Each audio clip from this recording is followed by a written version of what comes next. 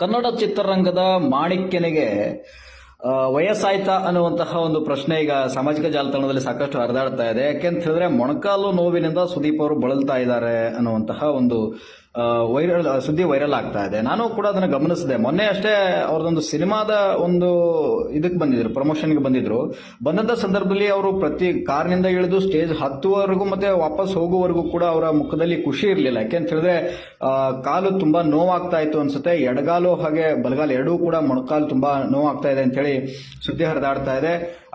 ಯಾಕೆಂತ ಹೇಳಿದ್ರೆ ನಮ್ಮ ಕನ್ನಡ ಇಂಡಸ್ಟ್ರಿನಲ್ಲಿ ತುಂಬಾ ಕಮ್ಮಿ ಜನ ಹೀರೋಗಳಿದ್ದಾರೆ. ಅದರಲ್ಲೂ ಫೇಸ್ ರೆಕಾಗ್ನೈಸ್ ಹೀರೋಗಳು ಅಂತ ಹೇಳಿದ್ರೆ ಒಂದು ದರ್ಶನ್ ಅವರು, ಸುದೀಪ್ ಅವರು, ಹಾಗೆ ಯಶ್ ಅವರು, ಇನ್ನು ಕೆಲವು ಜನ ಇದ್ದಾರೆ. ಆದ್ರೆ ಅವರೆಲ್ಲರೂ ಕೂಡ ಅಷ್ಟೊಂದು ಪಾಪ್ಯುಲರ್ ಆಗಿಲ್ಲ.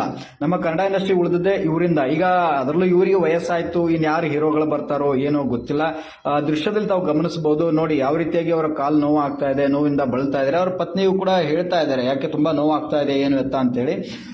ಹೀಗಾಗಿ ನಾನು ಆದಷ್ಟು ಕೇಳ್ಕೊಳ್ಳೋದು ಅಂತಂದ್ರೆ ಸುದೀಪ್ ಸರ್ಗೆ ಆದಷ್ಟು ಮೊಣಕಾಲು ನೋವೇನಿದೆ ಅದು ದೂರ ಆಗ್ಲಿ, ಇನ್ನಷ್ಟು ಸಿನಿಮಾಗಳು ಕೊಡ್ಲಿ ಅಂತ ಹೇಳಿ